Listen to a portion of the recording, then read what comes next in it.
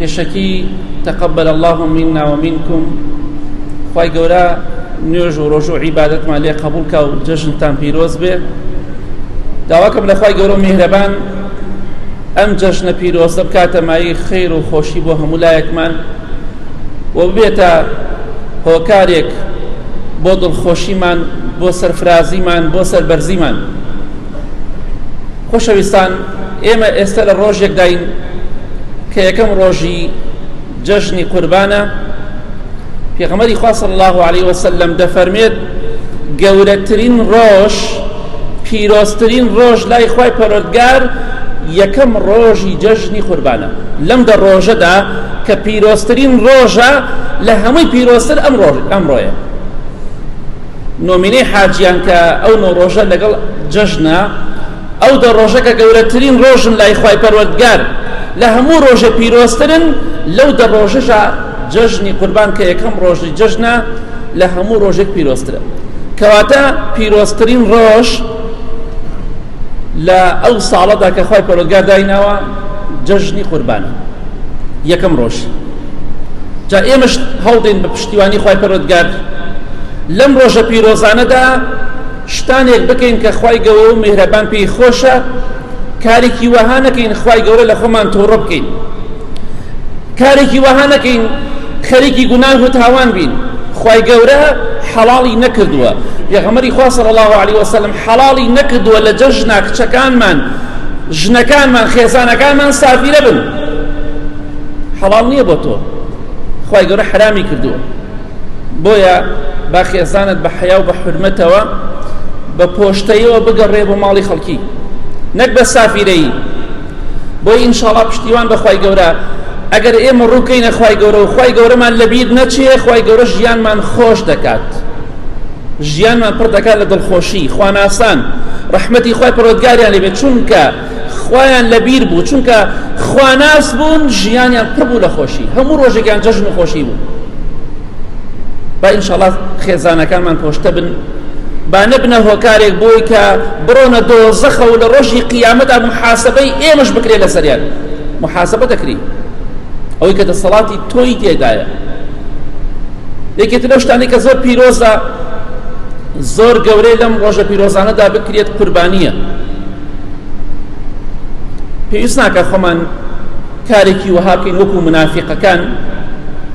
منافق صفەتی چۆنە؟ يخادعون الله والذين آمنوا.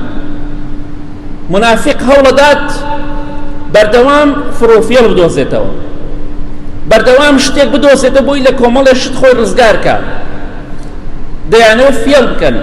بەڵام ئێمەی موسڵمان نابێ بەو شێوەیە بین. کەسێک هەیە پارەی باشی لە ماڵەوە هەیە،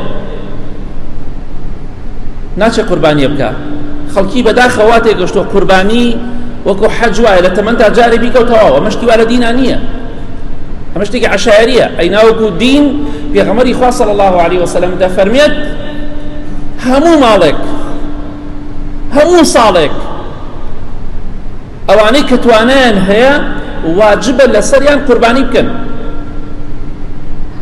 ئەگەر کێشەیەک دەبێ، ئەگەر عیادەیەک دەبێ بای 500,000 بێ، بای 1 ملیۆن بێ، پارەت هەیە، بۆ حیوانەکە پارەت پێ نییە، بۆ سیارەکە کە کێشەی تیا بۆ دروست بێ پارەت پێیە، بۆ مەسروفی جەژن پارەت پێیە، بۆی خوای گەورە فێڵی لێ ناکرێ.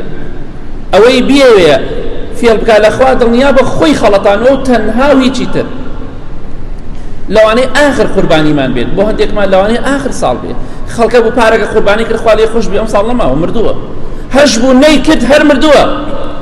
ماڵەکەشی بوو بە میرات، بۆ مناڵش منەتی نییە، ناڵێ بانی، ناڵێ باوکم خوا لێ خۆش بێ، دەستی خۆش بێ، قوربانی نەکرد و وای نەکرد و وای نەکرد بەر خاتری ئێمە. هەڵێ بۆ نەیکرد، جا لە ڕەزیلی چروکی خۆیان نەیکرد. دڵنیا بە ئەوەت پێوتریە و لە قیامەتیش محاسەبە دەکرێ لەسەری. تواناتان هەیە، پارەتان لە ماڵەوە هەیە، یاخود دەتوانی قەرز بکەیت و بە ئاسانی بیدەیتەوە بە ئیزنی خوا، قوربانی بکە.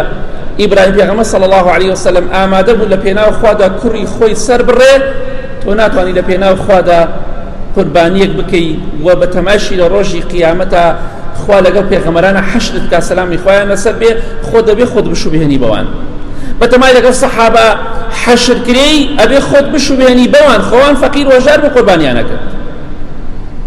بۆیە برای خۆشەویستم لە بیری مەکەن قوربانی بکەن بە پێی توانە ئینشاءڵڵا ئەوی تواناتان هەیە. خاڵەتە لەو خاڵانە کە گرنگە هەموو جارە باسی دەکەین بەداخەوە بێگومان لە جژنی ڕەمەزانەوە کۆمەڵە تەعزیەیەک دروست بۆ کۆمەڵە کەسێک مردووە خوا لیان خۆش بێ. ئێستا دوای نان خواردن دەی با بچین بۆ نۆ جەژنانە ژن و پیا و بکەوێتە ڕێ بەرەو ماڵ کابرا ئەڵێ تازە جەنازەکەیان هێناوەتەوە. ئەمە حرامە، ئەمە بیدعەیە، ئەمە ناشەرعیە. ئەم نۆ جەژنانە لە ئیسلامدا نییە، بەڵکو ئەمە شتێکی داهێنرا و بیدعەیە و هاتۆتە ناو ئەم دینەوە. خەڵکی دەیکا دووبارە ئەو جەژنە دەکەنە تەعازیە لە خاون ماڵە. ئەمە کارێکی حرام و ناشەرعی. خوای خۆت شایدی لە 2006 لە مزگەوتە هەموو ساڵە باسم کردو هەموو جەژنێ وتمە حرامە. خوای خۆ شاید کەواتە ئاگاداری خۆمان بین لە خوای گەورە بترسین تەقوای خوا بکەین. نامەوێت کاتان زۆر لێ بگرم.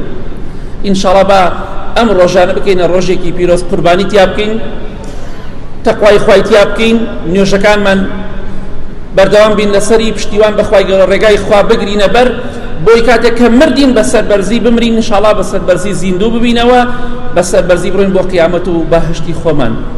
داواکەم لە خوای گەورە میهرەبان یا ڕەبی خوای لە گوناهەکانمان خۆش بی، لە گوناهی دایک و باوک و مردوەکانمان خۆش بی. خوای گیان شیفای نەخۆشەکانمان بدەی، هیدایەتی گەنجەکان و بەتەمەنەکانمان بدەی. خوای گیان ئاخرمان بەخێر بگێڕی، شەوێک ڕۆژێکمان مرێنی لێمان ڕازی بی. خوای گیان داوات لێکەین لێت ئەپاڕینەوە هێمنی و ئارامی وڵاتمان بپارێزی. خوای گیان لە زڵمی زاڵمەکان و شەڕی خراپەکاران بە دوورمان کەی. آمین آمین آمین. وصلى الله على محمد وآله وصحبه أجمعين. دووبارە جەشنتان پیرۆز بێ، خوا لەتان قبوڵ کات.